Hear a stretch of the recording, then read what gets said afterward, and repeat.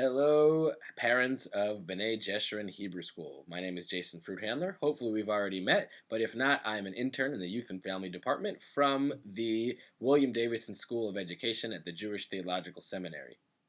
One of the things I get to do are adult education classes, opportunities to learn with parents of Hebrew school students. Upcoming in the next 2 weeks, on February 8th and February 11th, that's February 8th and February 11th, I'll be teaching a class about hosting a Shabbat meal. What kind of things one can do to make an average Friday night dinner even a little bit more meaningful or connect into the tradition in a new way. So I've made this movie in order to advertise the class on February 8th and February 11th from 5 p.m. to 6 p.m. in Frankel Hall at 88th Street. I'll be teaching the same class twice, so if you can't make one date and one is better, please come to the other, February 8th and 11th. And in addition, I wanted to add some teaching, some content to give you. So I have 3 short tidbits for you. The first 2 are about Kiddush. Here we have a Kiddush cup that I was given for my wedding. It's very pretty, but many times people wonder why a Kiddush cup comes with a plate. Most cups don't have their own plate except for coffee saucers, but the Kiddush cups specifically often come with a plate because we have a concept called kos maleh, or a full cup overflowing. And in our tradition, sometimes we say that wine is present at a time of great joy. So we overflow our cups with wine or grape juice as a sign of saying how excited and how excited we are for Shabbat. Hence we have the plate to catch the overflow.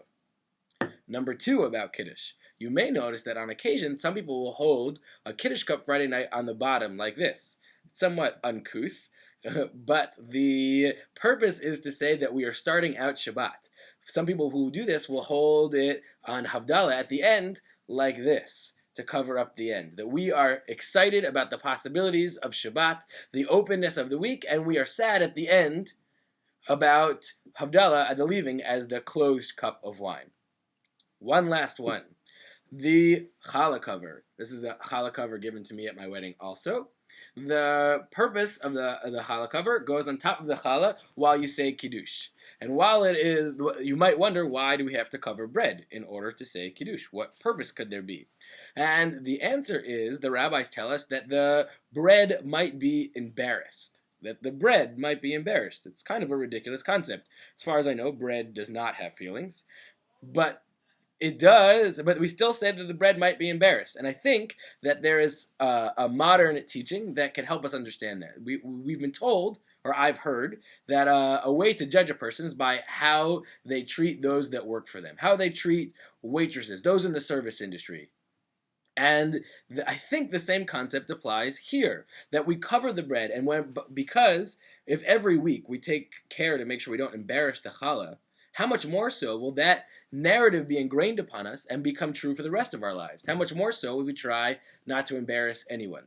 So, I hope these 3 things about the Kiddush cup, the Kiddush plate, and the challah cover have been meaningful to you, and I hope you are interested in finding out more on February 8th or February 11th in Frankel Hall from 5 to 6 p.m. I hope to see you there. Thank you very much.